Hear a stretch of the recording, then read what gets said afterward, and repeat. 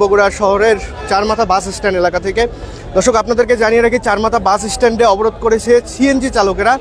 এর কারণ হিসেবে তারা উল্লেখ করছেন যে তাদের একজন সিএনজি চালককে বাস চালকের মারধরের প্রতিবাদে তারা এই যে আজ মহাসড়ক অবরোধ করেছেন, সেটি মহাসড়ক অবরোধ করেছেন। আমরা এই মুহূর্তে সরাসরি যুক্ত আছি বগুড়া শহরের চারমাথা এলাকা থেকে। আপনারা দেখতে পাচ্ছেন যে এখানে বিপুল সংখ্যক সিএনজি চালক যারা রয়েছেন তারা কিন্তু এখানে অবরোধ করেছেন। দর্শক, বগুড়ার চারমাথায় যে সিএনজি চালকরা অবরোধ করেছে, সেই অবরোধের ফলে কিন্তু মহাসড়কের প্রায় দুই পাশে যানজটের সৃষ্টি হয়েছে। এবং আপনাদেরকে যদি একটু সেই দৃশ্যগুলো দেখায়, এবং এখানে কিন্তু সিএনজি চালকেরা রাস্তার মাঝে একেবারে সিএনজি রেখে কিন্তু তারা অবরোধ করেছেন। এবং এই যে রংপুর নওগাঁ মহাসড়কটি রয়েছে, এখানের যে সিএনজি স্ট্যান্ড রয়েছে, এখানে কিন্তু প্রায়শই সিএনজি চালকদের সাথে বাস চালকদের দুর্ব্যবহার, এবং এই যে রাস্তার মাঝখানে বাস চালকরা সিএনজি থামিয়ে তাদের যাত্রীদের নেমে দেয়, এমন কিন্তু অভিযোগ করেছেন সিএনজি চালকরা। যার ফলে কিন্তু সিএনজি চালকদের সাথে বাস চালকদের একটি দ্বন্দ্ব এটি প্রায়শই দেখা যায়। এই যে মহাসড়কে অবরোধের ফলে যে যানজটের সৃষ্টি হয়েছে, সেটি যদি আপনাদেরকে একটু দেখানোর চেষ্টা করি। এবং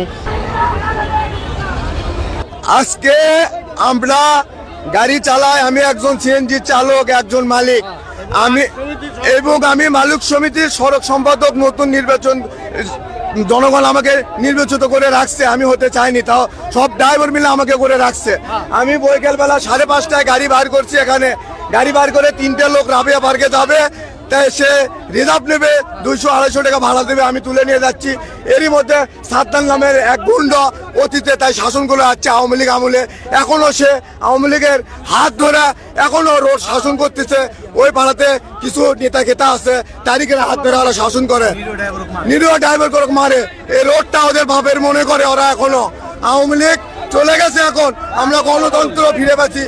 গণতন্ত্র আমরা কিন্তু দেখতে পাচ্ছি যে এখানে সেনা সদস্যরা এসেছেন, এবং সেনা সদস্যদের আমরা দেখতে পাচ্ছি সেনাবাহিনীর যারা সদস্যরা রয়েছেন তারা কিন্তু এখানে যারা রয়েছেন তাদেরকে সরিয়ে দিচ্ছেন। এবং আমরা কিন্তু সরাসরি আপনাদেরকে দেখাচ্ছি যে এখানে সেনা সদস্যরা এসে কিন্তু এই যে যারা সিএনজি চালকরা রাস্তায় অবস্থান করছিলেন তাদেরকে কিন্তু এখান থেকে সরিয়ে দিয়েছেন। এবং এখানে কিন্তু তারা রাস্তার যান চলাচল স্বাভাবিক করার চেষ্টা করছেন। দর্শক, আমরা এখানে দেখতে পাচ্ছিলাম যে রাস্তার মাঝে বেশ কিছু সিএনজি রাখা হয়েছে, এবং সিএনজি রেখে কিন্তু এই যে রাস্তা মহাসড়ক সেটি কিন্তু অবরোধ করা হয়েছে। এবং মহাসড়কের দুই পাশে কিন্তু একেবারে প্রায় 2-3 কিলোমিটার যানজটের সৃষ্টি হয়েছে, এমন খবর আমরা জানতে পেরেছি। সেনাবাহিনীর সদস্যরা তারা কিন্তু এই যে সিএনজি চালক যারা রাস্তায় অবস্থান করছিলেন তাদেরকে কিন্তু রাস্তা থেকে সরিয়ে দিয়েছেন, এবং রাস্তার মাঝখানে যে সকল সিএনজি ছিল সেইগুলো সিএনজিও কিন্তু এখন সরিয়ে দেওয়া হচ্ছে। সেনাবাহিনী আসে দেখে ভাই রাস্তাটা ক্লিয়ার পেলাম, 4 ঘন্টা থেকে বসেছিলাম ভাই, আসর আয়োজন থেকে এটা শুরু করছে ভাই।